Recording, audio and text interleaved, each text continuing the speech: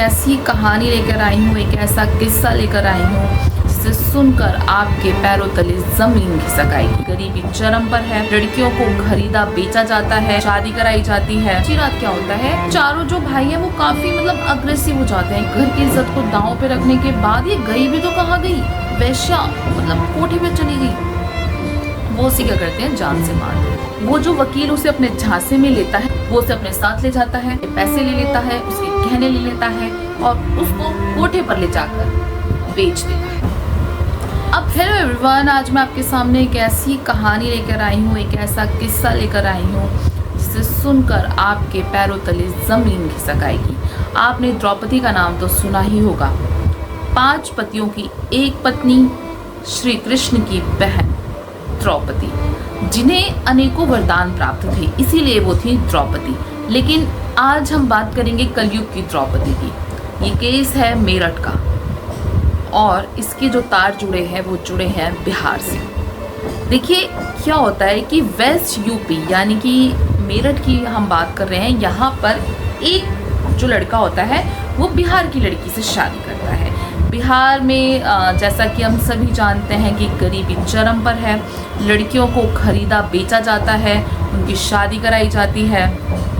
और वहाँ पर कई बिहार में ऐसे कई कस्बे हैं, कई ऐसे गांव हैं जहाँ पर खाने पीने की भी काफ़ी तंगी है। तो उन्हीं गाँव में से एक गांव की ये लड़की थी जिसको वेस्ट यूपी के एक लड़के ने खरीदा और उससे शादी की। देखिए खरीदा तो ठीक है, लेकिन फिर उसने उससे शादी भी की। शादी करने के बाद क्या हुआ, वो उसे अपने घर में लेकर आया, दोनों राजी खुशी रहने लगे। लेकिन कुछ समय बाद क्या हुआ, उस भाई के 4 भाई और थे, सॉरी उसको लगा के 3 भाई और थे और वो जो वो चारों भाई थे।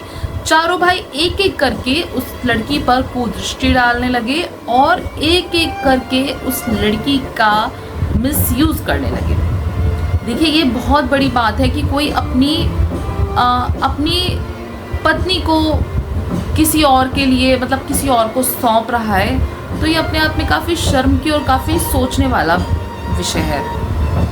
तो इस केस में आगे क्या होता है कि जब लड़की इन सब से बहुत ज़्यादा परेशान हो जाती है कि ये तो मेरे साथ बहुत ही ज़्यादा ज़्यादती हो रही है, मैं इस चीज़ के लिए नहीं आई हूँ, मैं किसी की पत्नी हूँ, किसी की बेटी हूँ, किसी की बहन हूँ, तो वो एक बड़ा निर्णय लेती है, एक कड़ा निर्णय लेती है। उसके बाद वो डिसाइड करती है कि मुझे अब यहाँ पर नहीं रहना, चाहे अंजाम कुछ भी हो, मैं ये घर छोड़कर चली जाऊँगी। उसके बाद क्या होता है, वो लड़की वो घर छोड़कर चली जाती है और लेकिन जब वो उस घर में ही रहती है तब उसकी करीब उसका जो वो किसी के जो करीब होती है वो एक लॉयर होता है। वो धीरे धीरे वो उसके पड़ोस में रहता है और वो उसके करीब हो जाती है और वो उसी के साथ वो घर छोड़कर चली जाती है। लेकिन यहाँ पे क्या होता है, एक तरफ खाई और दूसरी तरफ कुआं। वो खाई से तो निकल गई लेकिन दरअसल कुएं में जाकर गिर पड़ी। वो जो वकील उसे अपने झांसे में लेता है, दरअसल वो एक धागा होता है वैश्यावृत्ति से जुड़ा हुआ। वो उसे अपने साथ ले जाता है, उसके पैसे ले लेता है, उसके गहने ले लेता है और उसको कोठे पर ले जाकर बेच देता है।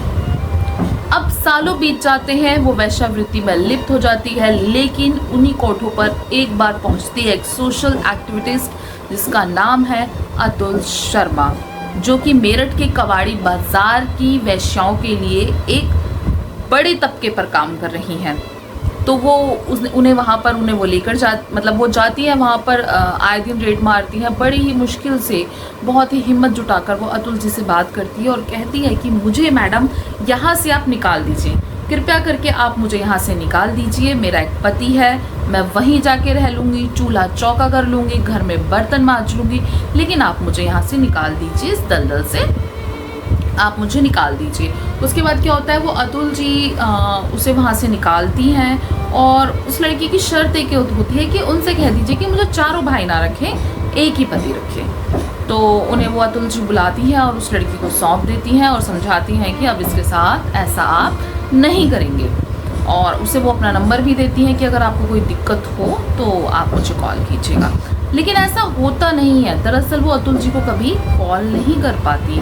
उसी रात, जिस रात वो उसे सौंपती हैं, उसी रात क्या होता है, वो चारों जो भाई हैं वो काफ़ी मतलब अग्रेसिव हो जाते हैं कि आखिर चली कैसे गई, इसने हमें धोखा कैसे दे दिया, इसने हमारी घर की इज्जत को दांव पे रख दिया। और घर की इज्जत को दांव पे रखने के बाद ये गई भी तो कहाँ गई, वैश्या मतलब कोठे पे चली गई।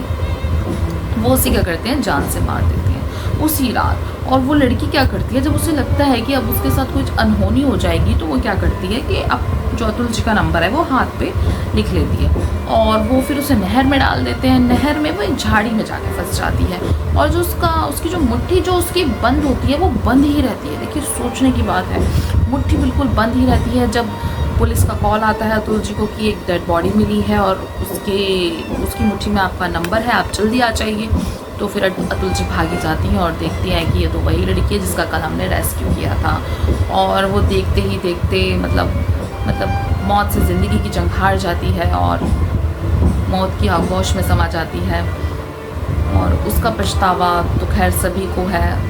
जैसा कि मैंने हाल ही में अतुल जी का पॉडकास्ट किया था तो उन्होंने कहा कि मुझे सिर्फ एक रेस्क्यू का काफ़ी दुख है, काश मैं उस लड़की का रेस्क्यू करती ही नहीं, और अगर मैंने उसका रेस्क्यू कर भी लिया था तो काश मैं उसे वहाँ पर ना ही भेजती तो ज़्यादा अच्छा था। देखिए अगर मतलब हम यहाँ पर देखिए हर एक पहलू को अगर हम देखें तो सभी में कुछ ना कुछ गलती दिखाई देती है। लड़की को बेचना भी गलत है, 4 भाइयों का एक लड़की को रखना भी गलत है, घर से भागना भी गलत है, और वैश्यावृत्ति तो खैर गलत है ही, और लाकर उसे मारना भी गलत है। तो आपको कैसा लगा ये जो मतलब काफ़ी सेंसिटिव टॉपिक था, आपको कैसा लगा आप प्लीज़ बताइए।